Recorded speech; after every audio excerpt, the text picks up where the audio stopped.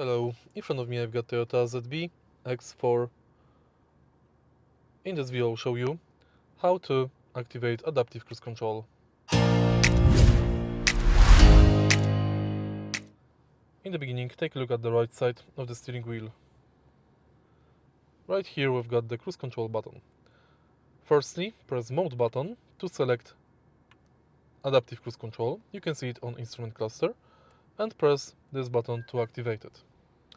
Now, you can use this button to change distance from the following car, and press plus button or minus button to adjust speed. To disable this function, again press activation button. If you find this video helpful, please leave like, comment and subscribe.